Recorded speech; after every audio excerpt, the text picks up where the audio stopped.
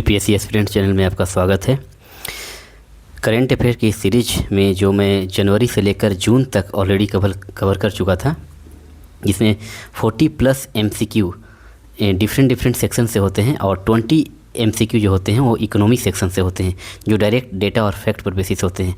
लेकिन जो 40 MCQ जो डिफरेंट सेक्शन से होते हैं उसका लेवल अच्छे लेवल का क्वेश्चन होता है, ताकि एग्ज़ाम में बीपीएससी का जो पैटर्न रहा है पिछले 2 साल से, उसी को देखते हुए मैं ये कवर करने की कोशिश कर रहा हूँ। और पीछे के जनवरी, फरवरी, मार्च, अप्रैल, मई, जून इन 6 महीनों का करंट अफेयर ऑलरेडी अपलोड किया जा चुका है यूट्यूब पर। आप लोग जाकर यूट्यूब पर वीडियो को देखें और इसका फुल PDF आपको टेलीग्राम चैनल पर प्रोवाइड करा दिया गया है। आप लोग टेलीग्राम चैनल को भी बायो में जाकर लिंक ज्वाइन कर लें और वहाँ से जो PDF आपको दिया जा रहा है, एक बार वीडियो देखने के बाद उस PDF को या तो अगर आपके पास टाइम है तो प्रिंट निकलवा लें, अदरवाइज़ उसमें कुछ मार्क भी किया हुआ है, आप वहाँ से भी रिवीजन कर सकते हैं।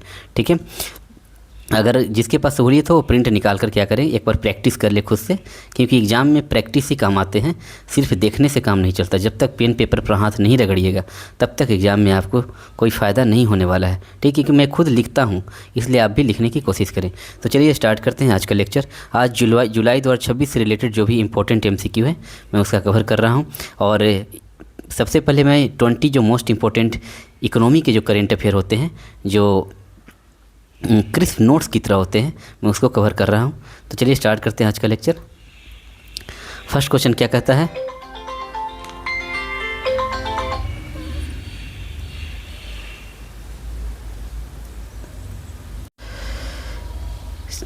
तो हम लोग चलते हैं। फर्स्ट क्वेश्चन क्या है हम लोग का, कि भारतीय प्रधानमंत्री श्री नरेंद्र मोदी को मई 2026 में उनकी विदेश यात्रा के दौरान एक प्रतिष्ठित एग्रीकोला मेडल से सम्मानित किया गया। आप लोग ध्यान से देखिए इसको, यहाँ लिखा हुआ एग्रीकोला मेडल से सम्मानित किया गया। तो एग्रीकोला मेडल से किसको सम्मानित किया गया? नरेंद्र मोदी जी को। तो ये एग्रीकोला मेडल कहाँ से सम्मानित, मतलब कौन जो संगठन है इनको ये एग्रीकोला मेडल, एग्रीकोला अवार्ड से सम्मानित किए हैं मोदी जी को? तो ये है आपका, ये आपका क्या हो जाएगा, तो खाद्य एवं कृषि संगठन, food and agriculture organisation, FAO। ठीक है, ये क्योंकि मई 2026 में, आप लोग याद रखिएगा कि मई 2026 में नरेंद्र मोदी जी को तीन आपको कंट्री से अवार्ड मिला है। तो सबसे पहले मिला है आपको अवार्ड स्वीडन से, दूसरा मिला है नॉर्वे से, और थर्ड जो अवार्ड मिला है आपको ये मिला है फूड एंड एग्रीकल्चर ऑर्गेनाइजेशन से। तो यही बोला कि एग्रीकोला मेडल जो है से सम्मानित किया गया। तो यह मेडल किस कंपनी की ओर से दिया गया है? तो यह फूड एंड एग्रीकल्चर ऑर्गेनाइजेशन, खाद्य एवं कृषि संगठन से दिया गया है। नेक्स्ट चलते हैं क्वेश्चन नंबर 2 की ओर, कि अदम्य श्रेणी की तीव्र गति पोत अचल भारतीय तटरक्षक बल में मई 2026 में कमीशन किया गया। बताइए कि यह पोत जो है भारत की किस कंपनी द्वारा निर्मित है?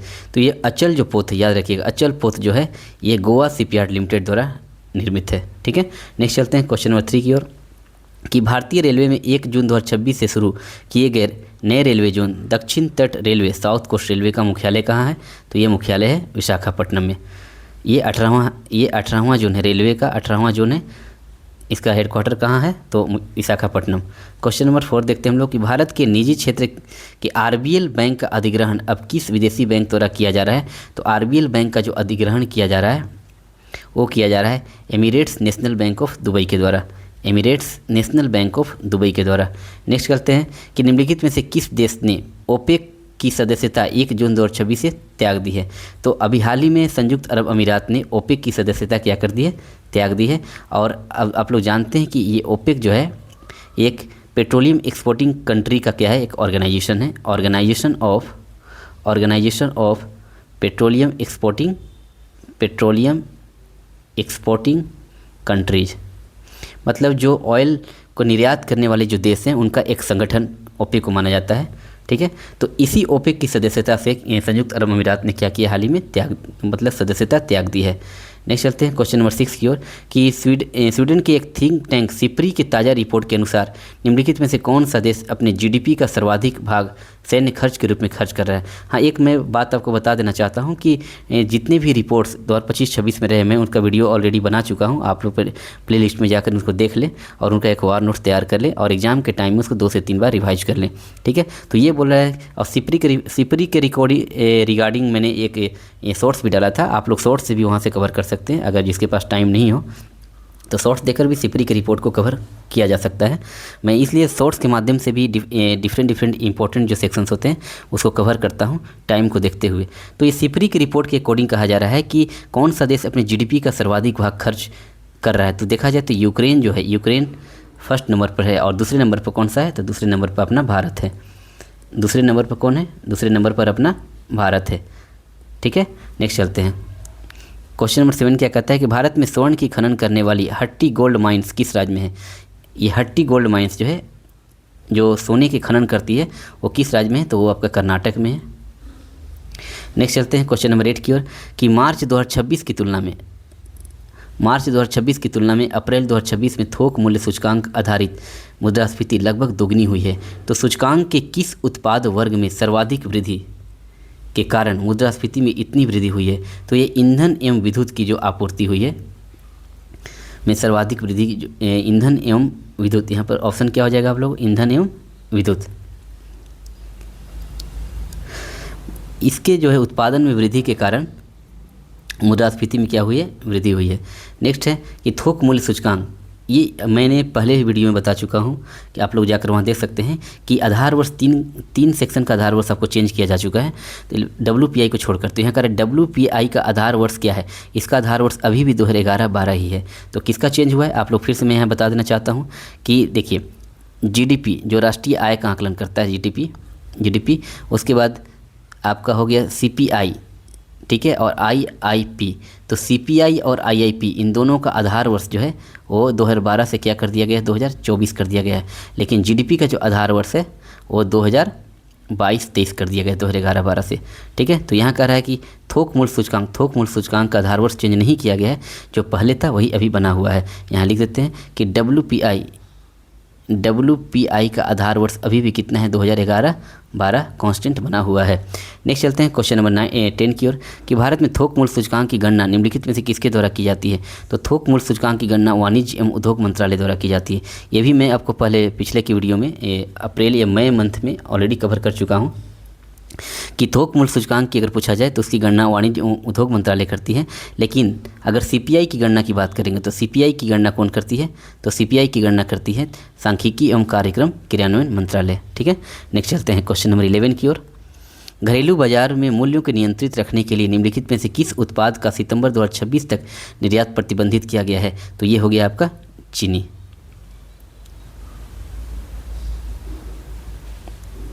क्वेश्चन नंबर 12 की ओर देखते हैं कि 2026-27 के लिए खरीफ की उपजों के न्यूनतम समर्थन मूल्य मई 2026 में घोषित किए गए हैं। ठीक है, तो निम्नलिखित में से किस उपज की न्यूनतम समर्थन मूल्य में सर्वाधिक वृद्धि इन मूल्यों के तहत की गई है। MSP में सबसे ज़्यादा वृद्धि किस में देखने को मिली है, तो सूरजमुखी में। वहीं यहाँ पर क्या कहा जा रहा है कि किस उपज की न्यूनतम समर्थन मूल्य में सबसे कम वृद्धि इन मूल्यों के तहत की गई है। सबसे कम MSP में जो वृद्धि हुआ है वो मक्का में हुआ है। ये आप लोग दोनों के दोनों याद रखेंगे, क्वेश्चन यहाँ से पूछे जा सकते हैं। सबसे ज़्यादा वृद्धि सूरजमुखी में और सबसे कम वृद्धि MSP में किसमें, मक्का में हुआ है। क्वेश्चन नंबर 14 क्या कहता है कि कृषि उपजों के न्यूनतम समर्थन मूल्य उनकी औसत उत्पादन लागत का कम से कम कितने % रखने की सरकार की नीति है। तो ये 150% सरकार की क्या है, नीति रही है। 150% रखने की सरकार की नीति है। नेक्स्ट है कांस फिल्म महोत्सव किस देश का अत्यधिक प्रतिष्ठित फिल्म महोत्सव है। तो ये फ्रांस का महोत्सव है। क्वेश्चन नंबर 16 क्या कह रहा है कि भारत में सार्वजनिक क्षेत्र के वाणिज्यिक बैंकों में से किस बैंक ने सर्वाधिक लाभ 2025-26 में अर्जित किया है। तो सबसे ज़्यादा लाभ किसने अर्जित किया है, तो भारतीय स्टेट बैंक हो जाएंगे। क्वेश्चन नंबर 17 क्या कह रहा है कि वित्तीय वर्ष 2025-26 में भारत का वस्तुगत व्यापार किस देश के साथ सर्वाधिक रहा है। तो अभी भी ये चीन जो है टॉप पर बना हुआ है। भारत अभी भी वस्तुगत व्यापार सबसे ज़्यादा चीन के साथ ही कर रहा है। क्वेश्चन नंबर 18 क्या कहता है कि फार्मा क्षेत्र के भारत की निम्नलिखित में से किस कंपनी द्वारा अमेरिका की ऑर्गेनिक एंड कंपनी का अधिग्रहण किया जा रहा है। तो ये हो जाएगा सन फार्मास्यूटिकल्स। नेक्स्ट है कि भारत में स्थिर मूल्यों पर राष्ट्रीय आय के आकलन के लिए आधार वर्ष क्या है, 2022-23। अभी मैंने बताया कि राष्ट्रीय आय जो GDP से संबंधित है, इसका आधार वर्ष पहले कितना था, पहले था 2011-12, जो अब कितना कर दिया गया है, 2022-23 कर दिया गया है। नेक्स्ट है कि मई 2026 में कान फिल्म फेस्टिवल का 19वां जो संस्करण था, उन्हें सर्वश्रेष्ठ फिल्म पाल्मे डी ओर किस फिल्म ने जीता है। तो ये फ्योर्ड, आप लोग याद रखेंगे इसका नाम कि कान फिल्म फेस्टिवल में सर्वश्रेष्ठ फिल्म पाल्मे डी ओर का किस फिल्म किसको दिया गया है, तो फ्योर्ड को दिया गया है। ठीक है, तो ये इंपॉर्टेंट करेंट अफेयर जो हुआ इकोनॉमी से related 20 most important current affair ये कंप्लीट हुआ। अब नेक्स्ट चलते हैं जो समसामयिकी जो डिफरेंट सेक्शन से जुड़े हुए हैं ये है। हाँ, एक बात और बताना चाहता हूँ कि 26 जुलाई को पीटी एग्ज़ाम के बाद ये 27 जुलाई से आप लोग का मीन्स यूट्यूब पर फ्री कॉम्प्रहेंसिव बैच पूरी तरह से रेगुलर वाइज और सीरीज वे में कंप्लीट होने वाला है। तो सबसे पहले मैं इंडियन इकोनॉमी और साइंस टेक को लेकर कंप्लीट करूँगा, क्योंकि अक्सर बच्चे को सबसे ज़्यादा टफ यही पोर्शन लगता है। तो मैं चाहता हूँ कि जैसे ही एग्ज़ाम कंप्लीट हो और रिजल्ट आने के पहले तक ये दो आपको अप्रोक्स 50 से 60 क्लास में आपको ये दोनों सेक्शन कंप्लीट करा दिए जाए। अप्रोक्स 70 क्लास भी जा सकते हैं। तो 1.5 महीना से 2 महीना के गैप में मैं इकोनॉमी, इंडियन इकोनॉमी और जो साइंस टेक का पोर्शन है पूरा ए से जेड तक आपको एक सीरीज वे में वीडियो मिलेंगी, हर एक टॉपिक को कवर करते हुए। जो कि यूपीएससी, जो लड़का यूपीएससी का भी एग्ज़ाम दे रहा होगा वो इस बात को रियलाइज़ करेगा कि मेरा कंटेंट ही बोलेगा, मैं अभी ज़्यादा नहीं बोल पाऊँगा, लेकिन जब आप वीडियो को देखिएगा जो बेसिक जो कॉन्सेप्ट्स होते हैं जो कैसे आपको रटने नहीं पड़ेंगे, आप मेरे साथ जुड़िए और आप देखिए, देखने के बाद आपको आइडिया लग जाएगा। तो ये आपका 27 जुलाई से ये बैच स्टार्ट हो रहा है, यूट्यूब पर बिल्कुल फ्री है। ठीक है, और लड़कों को आप बताएं ताकि उन्हें भी फ़ायदा हो। ठीक है, तो चलिए स्टार्ट करते हैं। फर्स्ट क्वेश्चन कह रहा है कि promotion and regulation of gaming अधिनियम 2025 के क्रियान्वयन से संबंधित विनियम किस दिनांक से प्रभावी हुए हैं। तो ये जो गेमिंग जो अधिनियम है, रेगुलेशन ऑफ गेमिंग, ये कब से प्रभावी हुए हैं, तो 1 मई 2026 से प्रभावी हुए हैं। नेक्स्ट क्वेश्चन नंबर 2 क्या कहता है कि संघ शासित प्रदेश लद्दाख में 27 अप्रैल 2026 को 5 नए जनपदों का सृजन किया गया है। तो अब बताइए कि लद्दाख में कुल कितने जनपद हो गए हैं। तो पहले लद्दाख में 2 जनपद थे, लेह और कारगिल, 5 के और जुड़ने से कितने हो गए, 7 हो गए हैं। क्वेश्चन नंबर 3 चलते हैं हम लोग कि समाचार की सुर्खियों में रही बैडमिंटन खिलाड़ी पीवी सिंधु के बारे में कौन सा कथन सही है। तो पीवी सिंधु के बारे में फर्स्ट कथन क्या कहता है कि पीवी सिंधु को 2020 में पद्म भूषण पुरस्कार से सम्मानित किया गया, बिल्कुल सही है। क्वेश्चन इसके बाद सेकेंड स्टेटमेंट क्या करें कि पीवी सिंधु, सेकेंड स्टेटमेंट है हम लोग का कि पीवी सिंधु बैडमिंटन विश्व फेडरेशन एथलेटिक्स आयोग की अध्यक्ष निर्वाचित हुई है, ये भी सही है। और पीवी सिंधु को council of the badminton world federation में पूर्ण मताधिकार प्राप्त हो गया है, ये भी सही है। यानी कि तीनों के तीनों स्टेटमेंट क्या है यहाँ पर सही है। नेक्स्ट चलते हैं क्वेश्चन नंबर 4 की ओर कि निम्नलिखित में से किसे पुलित्जर पुरस्कार 2026 जीता है। ये इंपॉर्टेंट है, जो इंपॉर्टेंट होता है मैं उसको ऑलरेडी मार्क कर देता हूँ। तो कह रहा है कि निम्नलिखित में से किसने पुलित्जर पुरस्कार 2026 जीता है। तो पुलित्जर पुरस्कार 2026 जो है ये जीतने वाले कौन हैं, तो आनंद आर.के., सुपर्णा शर्मा और नटाली ओबिको पियर्सन, ये तीनों के तीनों जो हैं वो पुलित्जर पुरस्कार 2026 जीते हुए हैं। तो ऑप्शन क्या हो जाएगा, सी। किसके लिए, तो ट्रैप्ड के लिए। ठीक है, ये ट्रैप्ड के लिए जो है ये पुलित्जर पुरस्कार जीते हुए हैं। नेक्स्ट है क्वेश्चन नंबर 5 क्या कहता है कि केंद्र सरकार द्वारा मई 2026 के प्रथम सप्ताह में की गई नियुक्तियों के संदर्भ में कौन सा सही सुमिलित है। तो इस पर देखते हैं हम लोग कि शशि शेखर वेम्पति ये अध्यक्ष बने केंद्रीय फिल्म प्रमाणन बोर्ड के, ये सही है। प्रसून जोशी को अध्यक्ष बनाया गया प्रसार भारती के लिए, और अशोक कुमार लाहिड़ी जो है उपाध्यक्ष हैं नीति आयोग के। तो ये तीनों के तीनों स्टेटमेंट क्या है, सही हैं। तो ऑप्शन क्या हो जाएगा, सी। ठीक है, नेक्स्ट चलते हैं कि समाचार की सुर्खियों में रहा स्वस्थ भारत पोर्टल के बारे में निम्नलिखित में से कौन सा कथन सही है। तो एक जो स्वस्थ भारत पोर्टल जो है इसके बारे में कौन सा कथन सही है वो देखना है हम लोग को। तो पहला क्या कहता है कि इसे केंद्रीय स्वास्थ्य एवं परिवार कल्याण मंत्री जगत प्रसाद नड्डा द्वारा लॉन्च किया गया है, ये सही है। नेक्स्ट कह रहा है कि इसे एक एग्रीगेटर प्लेटफॉर्म के रूप में परिकल्पित किया गया है, ये भी सही है। यह आयुष्मान भारत डिजिटल मिशन तथा आयुष्मान भारत स्वास्थ्य खाता के साथ एकीकरण का समर्थन करता है, ये भी सही है। और यह API आधारित फेडरेटेड आर्किटेक्चर के माध्यम से मौजूदा कार्य प्रणालियों को क्या करता है, एकीकृत करता है, ये भी सही है। तो ऑप्शन क्या हो जाएंगे यहाँ पर, चारों के चारों सही हो जाएंगे। नेक्स्ट कहा जा रहा है कि जननी प्लेटफॉर्म, ध्यान से देखिएगा कि सुर्खियों में रहा जो जननी प्लेटफॉर्म है इसके बारे में कथन पर जो दिए गए हैं उस पर विचार करना है। क्या रहा है कि यह एक सेवा केंद्रित प्लेटफॉर्म है, ठीक है, सही है। इसके अंतर्गत प्रसव पूर्व, प्रसवोत्तर एवं नवजात शिशु एकीकृत देखभाल सेवाएं आच्छादित हैं, ठीक है। तो ये 1 और 2 ये दोनों के दोनों सही है। तो यहाँ पर देखिए कह रहा है केवल 2 कथन सही है, ठीक है। तो ये जननी पोर्टल के बारे में आप लोग एक बार देख लीजिएगा कि जननी पोर्टल है क्या, ठीक है। तो ये एक सेवा केंद्रित प्लेटफॉर्म है और इसके अंतर्गत जो है प्रसव पूर्व, प्रसवोत्तर एवं नवजात शिशु एकीकृत देखभाल एवं सेवाएं आच्छादित है, ठीक है। नेक्स्ट चलते हैं हम लोग क्वेश्चन नंबर 8 की ओर कि मिशन दृष्टि, ये मिशन दृष्टि के बारे में बोला गया है कि मिशन दृष्टि क्या है। तो मिशन दृष्टि के बारे में देखिए फला स्टेटमेंट क्या कहता है कि इसे भारतीय अंतरिक्ष अनुसंधान संगठन द्वारा लॉन्च किया गया। तो ये इसरो द्वारा लॉन्च किया गया, ये बिल्कुल ही गलत है। ये क्या है हम लोग का, ये गलत है। इसे इसरो द्वारा लॉन्च नहीं किया गया है। इसे कौन लॉन्च किया है, तो एक स्टार्टअप गैलेक्सी आई द्वारा लॉन्च किया गया है। और किस प्रक्षेपण यान से, तो फाल्कन 9 प्रक्षेपण यान से इसको लॉन्च किया गया है। अच्छा, ये किसके द्वारा लॉन्च किया है, तो स्पेस एक्स द्वारा, कहाँ, तो कैलिफोर्निया में। आप लोग याद रखेंगे कि मिशन दृष्टि जो है इसको लॉन्च किया गया था 3 मई 2026 को। क्या ये इसरो द्वारा लॉन्च किया गया, नहीं, एक स्टार्टअप गैलेक्सी आई द्वारा लॉन्च किया गया है फाल्कन 9 रॉकेट से, जो किसका है, तो स्पेस एक्स का है, ठीक है। कहाँ से लॉन्च किया गया, तो कैलिफोर्निया से लॉन्च किया गया। अब नेक्स्ट चलते हैं हम लोग कि मिशन दृष्टि विश्व का पहला ऑप्टोसार उपग्रह है। तो ये सही है, सेकेंड क्या कहता है कि यह विश्व का ऐसा पहला उपग्रह है जो इलेक्ट्रो ऑप्टिकल एवं सिंथेटिक अपर्चर रडार सेंसरों को एक सकल परिचालनात्मक प्लेटफॉर्म के रूप में एकीकृत करता है। ये भी सही है। और थर्ड क्या है कि यह उपग्रह सभी मौसम एवं दिन व रात इमेजिंग में सक्षम है। ये भी सही है। तो गलत क्या हो जाएगा, पहला ही हम लोग का क्या है, गलत है, ठीक है। नेक्स्ट चलते हैं हम लोग क्वेश्चन नंबर 9 कि प्रधानमंत्री रोजगार सृजन कार्यक्रम के बारे में कौन सा कथन सही है। तो फर्स्ट क्या कहता है कि यह ग्रामीण विकास मंत्रालय की एक फ्लेक्सिब प्रोग्राम है। तो पहला ही स्टेटमेंट क्या हो जाएगा हम लोग का, गलत हो जाएगा। ये ग्रामीण विकास मंत्रालय की पहल नहीं है, ये केंद्रीय एमएसएमई मंत्रालय की पहल है। तो पहला गलत, तो ऑप्शन क्या हो जाएगा, 2 हो जाएगा। सेकंड क्या कह रहा है कि इस कार्यक्रम का क्रियान्वयन खादी एवं ग्रामोद्योग आयोग के माध्यम से किया जा रहा है। ये सही है। तो कथन यहाँ पर ऑप्शन क्या हो जाएगा, ऑप्शन बी, ठीक है। प्रधानमंत्री रोजगार सृजन कार्यक्रम जो है ये एमएसएमई मंत्रालय का एक फ्लैगशिप कार्यक्रम है और इस कार्यक्रम का क्रियान्वयन कौन कर रहे हैं, तो खादी एवं ग्रामोद्योग आयोग के माध्यम से किया जा रहा है, ठीक है। नेक्स्ट चलते हैं तारा करके समाचार की सुर्खियों में रहे तारा के बारे में कौन सा कथन सही है। तारा के बारे में देखते हैं कौन सा कथन सही है। तो पहला क्या कि तारा देश में ही विकसित की गई एक ग्लाइड हथियार प्रणाली है। तारा अपने देश में विकसित एक ग्लाइड हथियार प्रणाली है, ये सही है। तारा का फुल फॉर्म क्या है, टेक्टिकल एडवांस रेंज ऑगमेंटेशन, ये भी सही है। इसे अनिर्देशित वॉरहेड को सटीक निर्देशित हथियारों में बदलने की क्षमता है, ये भी सही है।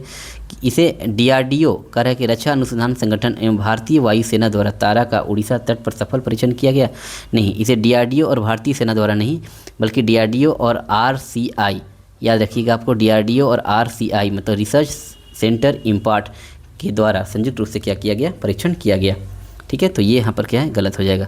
तो ऑप्शन क्या हो जाएगा, 1 2 3, ठीक है। नेक्स्ट चलते हैं हम लोग, ये उतना इंपॉर्टेंट नहीं है, इसको हटा दीजिए आप लोग। नेक्स्ट चलते हैं हम लोग विश्व माइग्रेशन रिपोर्ट, ये इंपॉर्टेंट है, आप लोग इसको मार्क कीजिए, यहाँ से क्वेश्चन पूछे जाएंगे कि विश्व माइग्रेशन रिपोर्ट जो है 2026 के अनुसार वर्ष 2024 में विदेशों से सर्वाधिक विप्रेषित धन किस देश में प्राप्त हुआ है।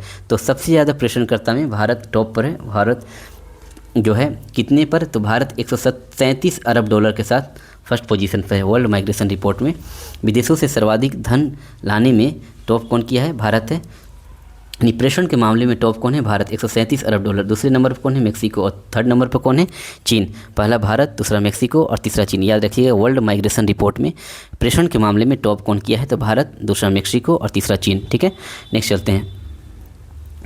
नेक्स्ट निम्नलिखित में से कौन सा कथन सही है। कह रहा है कि भारत में स्कूली शिक्षा प्रणाली गुणवत्ता वृद्धि के लिए सामयिक विश्लेषण और नीति रोडमैप नामक रिपोर्ट जो है ये केंद्रीय शिक्षा मंत्रालय द्वारा जारी की गई है। तो ये गलत है। ये केंद्रीय शिक्षा मंत्रालय द्वारा ये स्कूली शिक्षा प्रणाली संबंधी जो रिपोर्ट है वह केंद्रीय शिक्षा मंत्रालय द्वारा नहीं लॉन्च किया गया है, बल्कि ये किसके द्वारा लॉन्च किया गया, तो नीति आयोग द्वारा ये रिपोर्ट जारी की गई है। तो पहला ही क्या हो जाएगा हम लोग को, गलत हो गया। अब सेकेंड क्या कह रहा है कि भारत में स्कूली शिक्षा प्रणाली गुणवत्ता वृद्धि के लिए सामयिक विश्लेषण और नीति रोडमैप नामक रिपोर्ट में भारत की स्कूली शिक्षा प्रणाली की प्रमुख चुनौतियों के रूप में खंडित विद्यालय संरचनाओं, सीखने के परिणामों में कमियां और असमान बुनियादी ढांचे को उजागर किया है। तो ये सही है, तो 2 सही है। तो यहाँ पर हो जाएंगे केवल 2, ऑप्शन नंबर बी, ठीक है। नेक्स्ट फिर सिपरी का रिपोर्ट आ गया। मैं आपको बार बार बोल रहा हूँ कि आप लोग जाकर शॉर्ट्स में और प्लेलिस्ट में जाकर देख लें। जो बहुत सारे इंपॉर्टेंट जो रिपोर्ट है मैं शॉर्ट्स के माध्यम से भी कवर करने की कोशिश किया हूँ, ताकि आपको टाइम का बचत हो और एक बार में उसको रिवाइज कर लें और या वार नोट्स उसके क्या कर लेंगे, तैयार कर लेंगे। तो ये कह रहा है कि SIPRI Stockholm International Peace Research Institute SIPRI के आंकड़ों के अनुसार वर्ष 2025 में रक्षा व्यय यानी सर्वाधिक व्यय जो है निम्नलिखित में से किस देश द्वारा किया गया है। तो सिपरी के अकॉर्डिंग देखा जाए तो सबसे ज़्यादा व्यय कौन किया है, संयुक्त राज्य अमेरिका द्वारा किया गया है रक्षा क्षेत्र के मामले में। तो फर्स्ट पर क्या है, यूएसए, सेकेंड चाइना और थर्ड क्या है, रूस। मतलब रक्षा व्यय के मामले में टॉप कौन है, संयुक्त राज्य अमेरिका, दूसरा नंबर पर चीन और तीसरे नंबर पर रूस। अमेरिका जो है कितने अरब डॉलर के साथ टॉप किया, 954 अरब डॉलर, चाइना 336 अरब डॉलर और रूस कितना है, 190 अरब डॉलर। ठीक है। नेक्स्ट चलते हैं कि क्वेश्चन नंबर 15 क्या कहता है, न्यायमूर्ति अरविंद कुमार की अध्यक्षता में गठित उच्चाधिकार प्राप्त समिति का संबंध किससे है। तो अरविंद कुमार की अध्यक्षता में जो उच्चाधिकार प्राप्ति समिति का गठित जो उच्चाधिकार प्राप्ति समिति है वो उसका संबंध किससे है। तो पहला क्या कहते हैं कि अदालतों में बुनियादी ढांचा संबंधी ज़रूरतों का आकलन करना। तो पहला ही क्या हो जाएगा, हम लोग का सही हो जाएगा कि अरविंद कुमार की अध्यक्षता में जो उच्चाधिकार प्राप्त समिति जो गठित की गई है वो क्यों किस पर्पज़ से गठित की गई। तो अदालतों में जो बुनियादी ढांचा संबंधी ज़रूरत है उसको आकलन किया जाए और न्यायपालिका के लिए 40,000 से 50,000 करोड़ के सरकारी आवंटन का भी प्रस्ताव के लिए इसमें बात कही गई है। ठीक है, न्यायपालिका के लिए 40,000 से 50,000 करोड़ तक के भी सरकारी आवंटन के प्रस्ताव की बात कही गई है किसमें, इस समिति में। नेक्स्ट है कि निम्नलिखित में से किस राज्य में डिजी लॉकर के साथ पारिवारिक रजिस्टर जन आधार को लागू किया गया है। तो जन आधार को लागू करने वाला कौन है, तो राजस्थान है, आप लोग याद रखेंगे राजस्थान। नेक्स्ट है कि निम्नलिखित में से किस राज्य को डिजिटल राइजिंग स्टेट के रूप में पहचान मिली है। तो डिजिटल राइजिंग स्टेट के रूप में नागालैंड को पहचान मिली है, नागालैंड को पहचान मिली है। ठीक है। नेक्स्ट क्या कह रहा है, ये उतना इंपॉर्टेंट नहीं है आप लोग का। नेक्स्ट चलते हैं क्वेश्चन नंबर 19 कि मध्य मई 2026 में निम्नलिखित में से किसे केरलम का नया मुख्यमंत्री नियुक्त किया गया है। जैसे कि आप लोग जानते हैं कि केरल का नाम चेंज कर केरलम कर दिया गया है। तो केरलम के जो नए सीएम बने हैं वो कौन बने हैं, तो वी डी सतीशन। केरलम के नए सीएम कौन बने हैं, वी डी सतीशन। नेक्स्ट फिर सीएम को लेकर क्या कहा गया है कि अप्रैल 2026 में संपन्न विधानसभाओं के चुनाव के बाद राज्यों में नियुक्त मुख्यमंत्रियों के संदर्भ में कौन सा युग्म सही नहीं है उसके बारे में मिलान करना है। तो चलिए देखते हैं यहाँ पर कि असम के सर्बानंद सोनोवाल, पहला ही गलत है, असम के सर्बानंद सोनोवाल नहीं बल्कि हिमंत बिस्वा शर्मा जो है सीएम बने हैं। केरलम के वी डी सतीशन ये सही है, पुडुचेरी के एन रंगास्वामी ये भी सही है और तमिलनाडु के चंद्रशेखर जोसेफ ये भी सही है। हाँ, आप लोग एक याद रखिएगा कि भी जो भी चुनाव हुए हैं 5 राज्यों में उनके विधानसभा के सीट और जो कौन जीते हैं और किस पार्टी से जीते हैं, मैं उसका आपको एक शॉर्ट्स के माध्यम से एक वीडियो डाल दूंगा, आप लोग उसको तैयार कर लेंगे। ठीक है, क्योंकि इस तरह के स्टेटमेंट एग्जाम में पूछे जाएंगे, क्योंकि इसमें 5 स्टेट्स में जो चुनाव हुए हैं यहाँ से क्वेश्चन पूछे जाने के चांसेस हैं। तो नेक्स्ट चलते हैं क्वेश्चन नंबर 21 क्या है कि विकासशील देशों, एक सेकेंड, विकासशील देशों के समूह ब्रिक्स प्लस के विदेश मंत्रियों की बैठक मई 2026 में किस देश ने आयोजित की। तो ब्रिक्स प्लस के विदेश मंत्रियों की बैठक जो है कहाँ की गई, भारत में। तो याद रखिए कि ब्रिक्स प्लस जो है इसका आयोजन ब्रिक्स प्लस के विदेश मंत्रियों की बैठक का आयोजन कब किया गया, 14 से 15 मई 2026 को किया गया और भारत की अध्यक्षता कौन किए थे, तो एस जयशंकर प्रसाद, एस जयशंकर। ठीक है।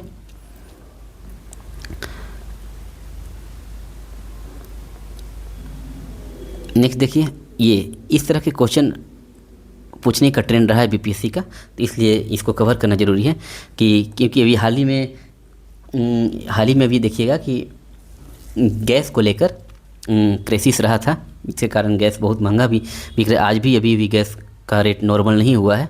मैं खुद कल परसों भराने गया था तो वहाँ पर अभी भी रेट 180-200 रुपये पर केजी के हिसाब से मिल जाता है। पहले तो 220-30 तक हो चुका था, अभी कुछ रेट कमी है। तो उसी तरह से आप देखे होंगे कि कुछ दिन पहले गैस के लिए बहुत ज़्यादा क्राइसिस हुआ था, क्योंकि ये भी जो मिडिल ईस्ट में जो लड़ाई छिड़ी थी उसको लेकर। तो यह कह रहा है कि कोयले से गैस बनाने की प्रोत्साहन योजना जो सरकार ने निकाली थी उसके बारे में कौन सा कथन सही, ये देखना है।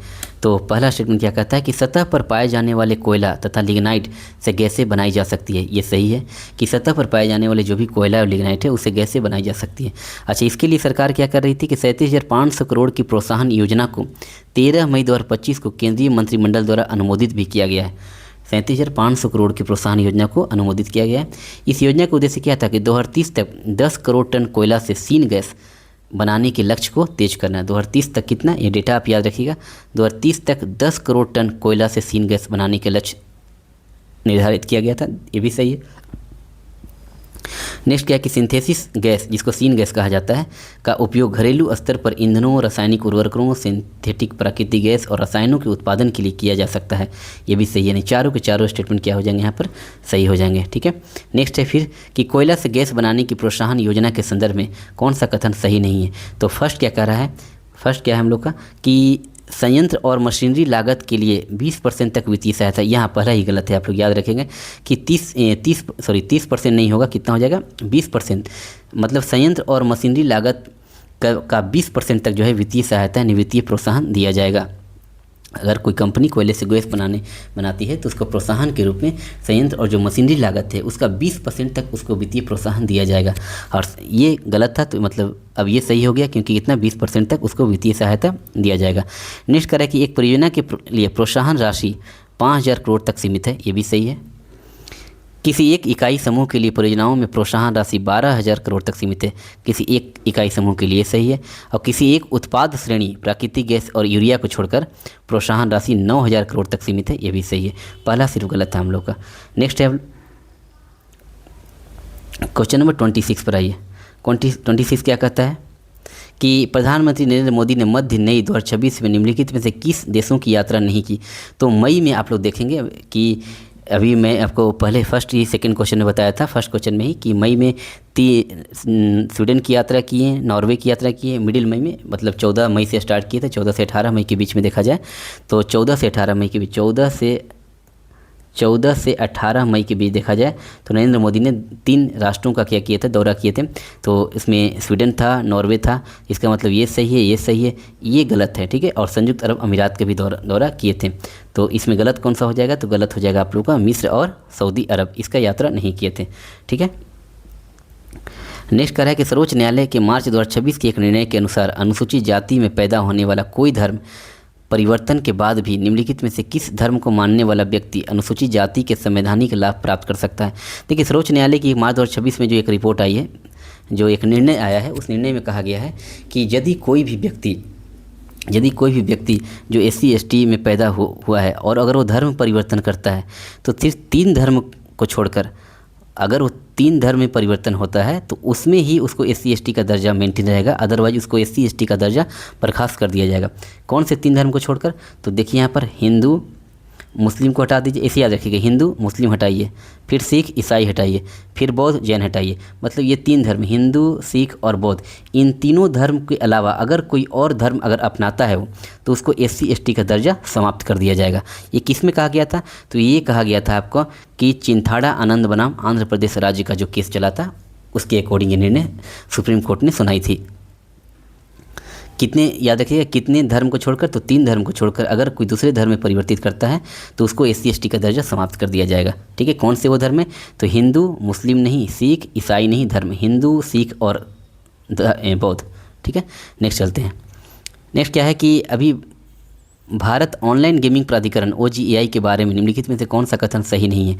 तो देखिए, पहला क्या कहता है कि इसकी स्थापना इलेक्ट्रॉनिक्स और सूचना प्रौद्योगिकी मंत्रालय के एक संबद्ध कार्यालय के रूप में की गई है, ये सही है। इसे मुख्य रूप से डिजिटल प्रथम कार्यालय के रूप में कार्य करने का दायित्व सौंपा गया है, तो ये भी सही है, ये सही है, ये भी सही है। लेकिन क्या कह रहा है कि इसके अध्यक्ष की नियुक्ति संघीय मंत्रिमंडल की सिफारिश पर राष्ट्रपति द्वारा की जाएगी, तो गलत। इसके अध्यक्ष ये नहीं होते हैं, इसके अध्यक्ष इलेक्ट्रॉनिक्स एवं सूचना प्रौद्योगिकी मंत्रालय के अपर सचिव ही क्या करते हैं, को ही अध्यक्ष बनाया जाता है। ठीक है।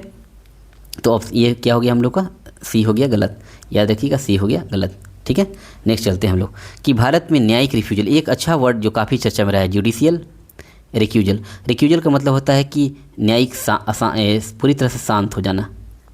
शांत कब होगा, ऐसा मान लीजिए कि अगर कोई केस आया, ठीक है, अगर उस केस से मेरा कोई व्यक्तिगत या पारिवारिक अगर हित जुड़ा हुआ है, तो वहाँ पर सर्वोच्च न्यायालय के जो न्यायाधीश हैं किसके पक्ष में निर्णय देंगे। तो इसीलिए एक जुडिशियल रिक्यूजल एक टर्म आया है, वो ये डिफ़ाइन करता है कि अगर किसी भी न्यायाधीश, अगर ध्यान से सुनिएगा, अगर किसी भी न्यायाधीश को किसी केस से अगर अपना व्यक्तिगत या पारिवारिक या वित्तीय अगर हित जुड़ा हुआ है तो वो उस केस से खुद को क्या कर सकता है, हटा सकता है। ठीक है। तो देखिए इस सेंटेंस कहाँ पर लिखा हुआ है, ध्यान से देखिएगा। पहला कहता है कि न्यायिक रिफ्यूजल किसी न्यायाधीश द्वारा किसी विचाराधीन वाद की सुनवाई से स्वेच्छा से अलग करने की प्रक्रिया है। तो ये बिल्कुल सही है। इसका आधार कानून की उचित प्रक्रिया है जो न्यायपालिका से पूर्ण निष्पक्षता और तटस्थता की उपेक्षा करती है। ये भी सही है। यह नेमो जुडेक्स इनकासा हुआ सुनिश्चित करता है। ये टर्म भी याद रखिएगा आप लोग, नेमो जुडेक्स इनकासा हुआ को सुनिश्चित करता है। ये भी सही है। इसका प्रावधान भारतीय नागरिक सुरक्षा संहिता में नहीं, इसका डिस्कशन कोई भी विधिक प्रावधान के तहत, इसमें इसका जो प्रावधान है कोई भी विधिक प्रावधान नहीं है, मतलब यह कोई एक विधिक प्रावधान नहीं है, इसमें ये सुप्रीम कोर्ट का एक डिसीजन रहा है इस तरह का, ठीक है। तो यहाँ पर क्या हो जाएगा, गलत डी। फिर देखिए क्वेश्चन नंबर 30 क्या कहते हैं कि न्यायपालिका की अवमानना अधिनियम 1971 के प्रावधानों के तहत आपराधिक अवमानना में शामिल है। आपराधिक अवमानना में कौन कौन शामिल है, ध्यान से देखिएगा। न्यायालय की प्रतिष्ठा को ठेस पहुंचाना, ये अपराध न्यायालय की अवमानना में शामिल है, सही बात है। किसी न्यायिक कार्यवाही पर प्रतिकूल प्रभाव डालना, ये भी सही है।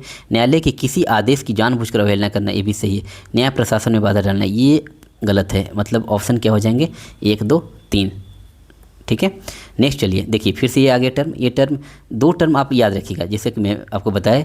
एक टर्म आपका है कि न्यायिक रिक्यूजल, जुडिशियल रिक्यूजल, और एक नेमो जुडेक्स इन कासास हुआ, ठीक है। तो यहाँ देखिए आ गया कि समाचार की सुर्खियों में रहा नेमो जुडेक्स इन कासास हुआ के बारे में कौन सा कथन सही है। तो ये वही है जुडिशियल, इसको जुडिशियल रिक्यूजल ही कहा जा सकता है। जुडिशियल रिक्यूजल, रिक्यूजल मतलब कि न्यायिक शांत, न्यायिक शांत। देखिए क्या कह रहा है कि किसी भी व्यक्ति को अपने ही विरुद्ध गवाही देने के लिए बाध्य नहीं किया जा सकता, ये गलत है। कोई भी व्यक्ति अपने स्वयं के मामले में न्यायाधीश नहीं हो सकता, यही है। क्योंकि अभी मैं बताया कि अगर उस केस से, अगर किसी मामले से अगर न्यायाधीश का अगर व्यक्तिगत या पारिवारिक हित जुड़ा हुआ है तो वह उस मामले में खुद का न्यायाधीश नहीं बन सकता, मतलब वो वहाँ से हट सकता है। तो ऑप्शन क्या हो जाएगा, बी हो जाएगा, ठीक है। नेक्स्ट चलते हैं हम लोग कि समाचार की सुर्खियों में रहे मिथोस मॉडल के बारे में कौन सा कथन असत्य है। तो मिथोस मॉडल के बारे में कौन सा कथन असत्य है उसको देख लेते हैं। क्लॉस मिथोस एंथ्रोपिक द्वारा विकसित अब तक का सर्वाधिक सशक्त कृत्रिम मेधा मॉडल है, ये सही है। यह स्वायत्त रूप से सॉफ्टवेयर और बुनियादी ढांचे में गंभीर कमजोरियों के खोजने में सक्षम है, ये भी सही है। यह स्वतंत्र रूप से 0 डे खामियों के खोजने में सक्षम है, ये भी सही है, ठीक है। इसका प्रयोग हैकरों द्वारा नहीं किया जाता, ये गलत है। हैकर द्वारा ही तो किया जाएगा ना ये सब काम। नेक्स्ट है 0 डे। देखिए अभी एक नया टर्म 0 डे और है। ये 0 डे क्या होता है, ध्यान से सुनिएगा आप लोग। 0 डे के बारे में कौन सा कथन सही है। तो यह किसी सॉफ्टवेयर में विद्यमान ऐसा सुरक्षित जोखिम है जिसके बारे में न तो आम उपयोगकर्ताओं को पता होता है और न सॉफ्टवेयर विकसित करने वाली कंपनी को पता होता है। तो ये सही बात है। 0 डे मतलब किसी को कुछ पता नहीं होगा, इस तरह का यह एक सॉफ्टवेयर है। 0 डे शोषण, 0 डे जो शोषण है, 0 डे शोषण वह तरीका है जिसे प्रयुक्त करके कोई भी हमलावर किसी कमज़ोर प्रणाली तक पहुंचता है, ठीक है। नेक्स्ट है कि इस पद की उत्पत्ति पायरेटेड डिजिटल मीडिया जगत से हुई है, ये भी सही है। किसी फिल्म, संगीत या सॉफ्टवेयर के चोरी किए गए संस्करण को 0 डे तब कहा जाता है जब वह आधिकारिक रिलीज के समय या उससे पहले ही उपलब्ध हो जाता है। यही तो हुआ ना कि जब कोई भी मूवी रिलीज होने वाला है और उसके रिलीज होने वाला उस डेट के पहले ही अगर वह आधिकारिक रिलीज के समय से पहले ही अगर वो रिलीज हो जाता है या पब्लिक पे पहुँच जाता है तो उसी को क्या कहा जाता है, 0 डे कहा जाता है। यानी कि ये ऑप्शन 1, 2, 3, 4 चारों सही हो जाएंगे। क्वेश्चन नंबर 34 क्या कहता है कि वैश्विक नवोन्मेष सूचकांक ग्लोबल इनोवेशन इंडेक्स में भारत की रैंक कितनी रही है। तो 38। टोटल कितना था, 139 जो है। भारत की रैंक कितनी रही, 38 रही है। नेक्स्ट है कि निम्नलिखित पहलुओं पर विचार करें। ANRF, इंस्पायर और इम्प्रिंट उपयुक्त में से किसका उपबंध अनुसंधान एवं विकास को बढ़ावा देने से है। तो ये तीनों के तीनों हो जाएंगे, ठीक है। नेक्स्ट ये इंपॉर्टेंट है आपका, हरिवंश नारायण सिंह का क्या कहता है कि हरिवंश नारायण सिंह को लगातार तीसरे कार्यकाल के लिए राज्यसभा का उपसभापति निर्वाचित किया गया। इसमें कौन सा कथन सत्य है। तो पहला क्या कह रहा है कि वे राष्ट्रपति द्वारा मनोनीत सदस्य है, तो ये बिल्कुल सही थे क्योंकि हरिवंश नारायण सिंह जो है लगातार तीसरे बार ये राज्यसभा के उपसभापति बने हैं, तो ये मनोनीत किए गए हैं, राष्ट्रपति द्वारा मनोनीत सदस्य है ये। क्या ये जदयू के बिहार से निर्वाचित सदस्य नहीं, ये निर्वाचित नहीं किए गए, ये मनोनीत किए गए हैं, ये गलत है। ये भारतीय जनता पार्टी के बिहार से निर्वाचित सदस्य हैं, ये भी गलत है। उन्हें उपसभापति के पद पर कड़े चुनाव में निर्वाचित किया गया, ये भी गलत है क्योंकि निर्विरोध चुने गए हैं, ठीक है। नेक्स्ट चलते हैं हम लोग। आइए 38 क्वेश्चन नंबर 38 पर कि नवा हिंद महासागर सम्मेलन 2026 किस देश की मेज़बानी में आयोजित किया गया है? तो मॉरिशस। ये काफ़ी इंपॉर्टेंट है और इस तरह के क्वेश्चन बीपीएससी में पूछे गए हैं। ठीक है, तो अब जितने भी मैं मंथली वाइज जो करंट अफेयर एमसीक्यू कर रहे हैं उसमें से हर सेक्शन से 2 से 3 क्वेश्चन ऐसे हैं जो एग्जाम में पूछे ही जाएंगे। अगर देखे जाए तो अगर आप 7 से 8 महीने का करंट अफेयर कंप्लीट कर लेते हैं तो 20 क्वेश्चन तो पक्का लेकर सजिए कि आपको एग्जाम में टकरेंगे ही टकरेंगे, किसी न किसी फॉर्म से, या तो ऑप्शंस के साथ, या तो जो ऑप्शन में दिए गए टर्म है उसे टकर जाए, या फिर डायरेक्ट क्वेश्चन टकर जाए। ठीक है, या जो नाम जो वर्ड देखने को मिल रहा है उसे टकर जाए, कुछ भी हो सकते हैं, इसलिए सारे को ध्यान से आपको सुनना है। तो क्या करें, नवा हिंद महासागर सम्मेलन 2026 किस देश की मेज़बानी में आयोजित किया गया? तो मॉरिशस की मेज़बानी में। ये कहाँ? 10 से 12 अप्रैल तक मॉरिशस की राजधानी पोर्ट लुइस में आयोजित की गई। नेक्स्ट कहा जा रहा है कि निम्नलिखित में से किस बाघ अभयारण्य में 102 किलोमीटर के दायरे में एक ही समय में बाघ, तेंदुआ और चीता देखे गए? तो इसका आंसर हो जाएगा रणथंभौर बाघ अभयारण्य। कहाँ है? राजस्थान में। यहाँ पर बाघ, तेंदुआ और चीता तो तीनों एक ही समय में 1 से 2 किलोमीटर के रेंज में देखे गए हैं। क्वेश्चन नंबर 40 क्या कहता है कि हडसोनियट गॉडवीट, ध्यान से देखिएगा, हडसोनियट गॉडवीट के बारे में कौन सा कथन सही है? इसे संयुक्त राष्ट्र वन्य पशु एवं पशु के प्रवासी प्रजाति संरक्षण कन्वेंशन में अंतर्राष्ट्रीय सुरक्षा के लिए प्रस्तावित किया गया है। सही है। यह एक प्रवासी तटीय पक्षी है, ये भी सही है। यह बिना रुके 11,000 किलोमीटर तक की उड़ान भरने में सक्षम, ये भी सही है। तो आंसर क्या हो जाएंगे? डी। ठीक है, तो इस तरह का ये जुलाई मंथ का जो करेंट अफेयर है वो भी कंप्लीट हो चुका है। आप लोग शुरू से लेकर जनवरी से लेकर इसको आप देखें और 2 से 3 बार इसको रिवाइज करें। पीडीएफ में टेलीग्राम चैनल पर ऑलरेडी डाल चुका हूँ, आप लोग उसको प्रिंट निकाल कर सोल्व करने की कोशिश करें, या जो हाईलाइटेड किया गया उससे आप क्या करें, 2 से 3 बार रिवाइज कर लें। ठीक है, तो आज का सेशन यहीं पर लास्ट होता है। मिलते हैं कल के लेक्चर में। और 26 जुलाई के बाद जो पीटी एग्ज़ाम के बाद जैसे ही पेपर का डिस्कशन करूंगा, उसके बाद मैं मेंस को लेकर इंडियन इकोनॉमी और साइंस टेक का कोर्स फ्री यूट्यूब पर पूरी तरह सीरीज वे में और एक सिस्टमेटिक वे में पढ़ाने जा रहा हूं। आप लोग उससे जुड़े और लोगों को भी जागरूक करें, क्योंकि जितने लोग जुड़ेंगे उतना ही काम करने को लेकर मेरी इच्छा जो होती है बढ़ती है। तो चलिए मिलते हैं नेक्स्ट लेक्चर में। धन्यवाद।